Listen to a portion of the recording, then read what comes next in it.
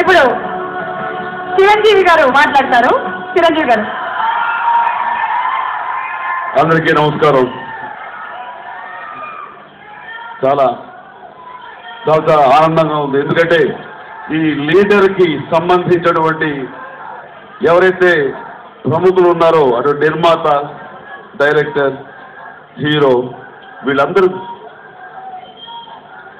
కూడాను నాకు నా యొక్క లైఫ్ స్పాన్లో ఏదో చోట ఎక్కడో వీళ్ళందరితో నాకు చక్కటి అనుబంధం ఉంది. కాబట్టి ఈ రోజున ఈ ఫంక్షన్ రావడం అనేది ఇదేదో ఫార్మల్గా వచ్చేట్టు కాదు, నా సొంత ఫంక్షన్కి వచ్చేట్టుగా.